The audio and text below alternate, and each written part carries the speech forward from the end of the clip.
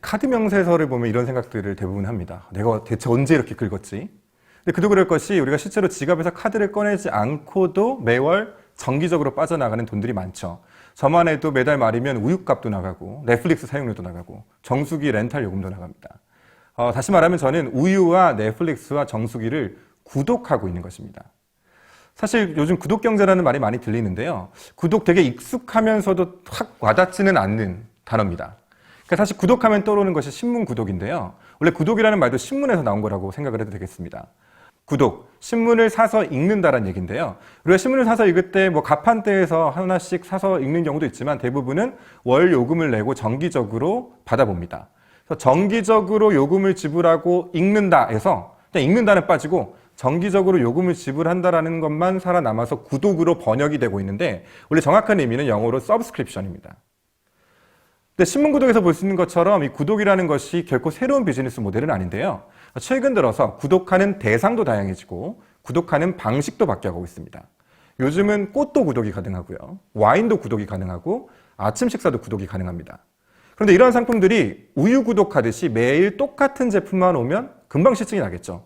매주 빨간 장면 보내고 매주 불고기 도시락만 보내준다고 하면 금방 실증이 나서 구독을 하지 않을 겁니다. 그렇다고 매주 사용자를 보고 선택하라고 하면 또 선택장애 빠지겠죠. 그럼 굳이 구독을 할 필요도 없습니다. 그래서 중요한 거는 매번 새로운 경험을 제공을 하되 고객들의 취향에 맞는 제품을 선별해서 업체에서 보내줘야 되는 것입니다. 이러한 형태의 구독을 큐레이션형 구독이라고 이야기를 합니다.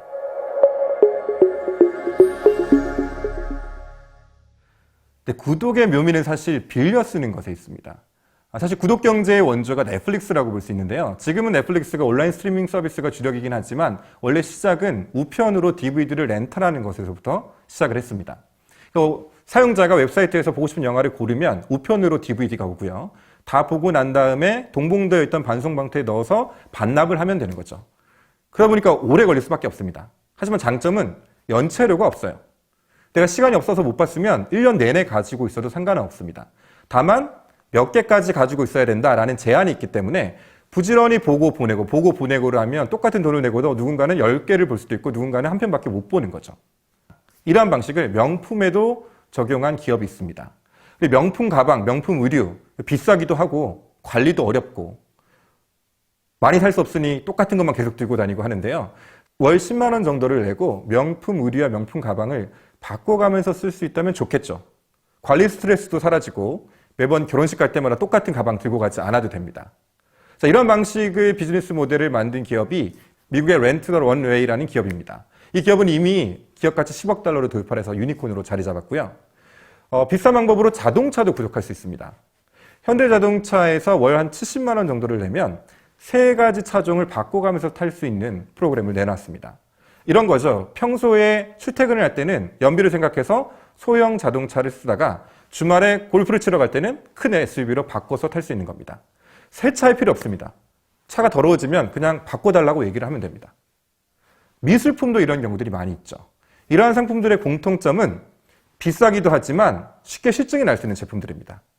비슷한 비용으로 훨씬 더 다양한 경험을 제공할 수 있기에 이렇게 돌려 쓰는 형태, 렌탈 형태의 구독이 많이 유행을 하고 있습니다.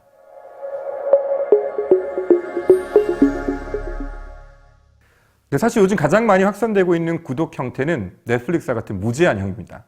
넷플릭스에서는 월 10,000원 정도를 내고 무제한으로 영화를 시청을 하죠. IPTV로 영화 한두 편 보는 것보다 훨씬 더 남는 장사입니다.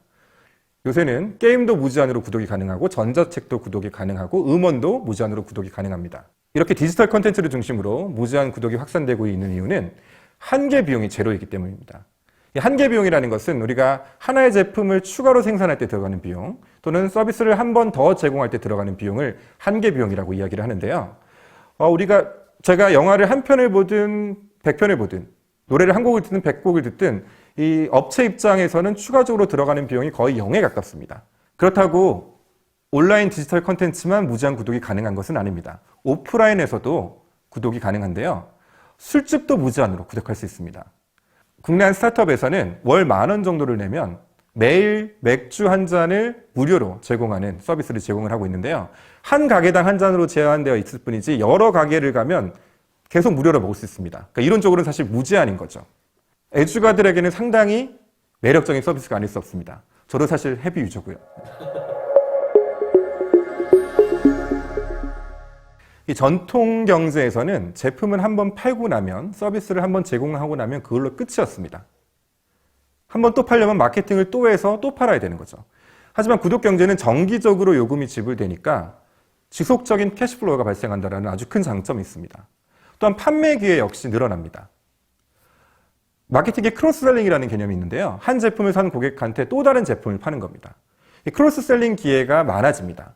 앞에서 맥주 구독에 대해서 말씀드렸는데, 저는 맥주를 마시러 갈 때면 일단 근처에 제휴점이 어디 있는가를 찾아봅니다.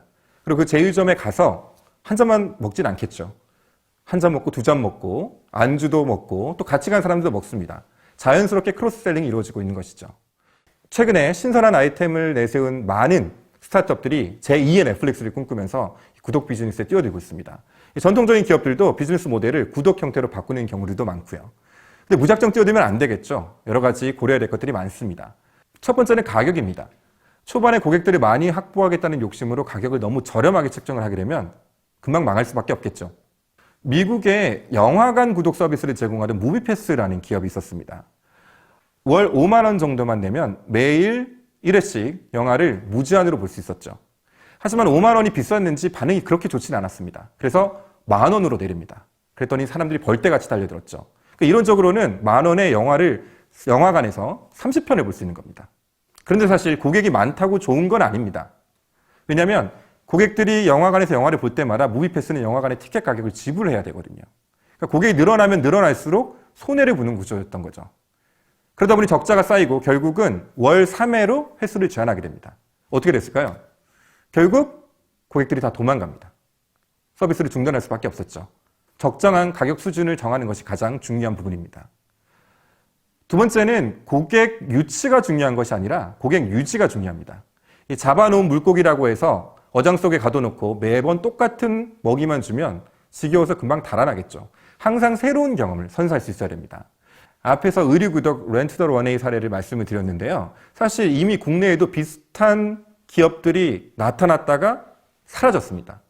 이유는 무제한 구독에만 치중했지 큐레이션을 하지 않았던 겁니다. 넷플릭스가 사실 성공할 수 있었던 이유도 무제한 구독이라기보다는 계속 고객들이 넷플릭스에 머무를 수 있도록 취향에 맞는 영화를 추천을 해줬기 때문이죠. 예를 들어 오프라인에서 와인을 파는 가게가 있습니다. 이 와인 가게는 어떤 고객이 무슨 와인을 샀는지, 그리고 와인을 사가서 좋았는지, 입에 맞았는지, 싫었는지를 알 수가 없습니다. 하지만 요즘 구독은 다 온라인을 매개로 이루어지죠. 와인 구독을 하는 와인 구독 서비스를 제공하는 업체는 어떤 고객이 어떤 와인을 좋아했고 어떤 와인을 싫어했는지 피드백을 다 받습니다.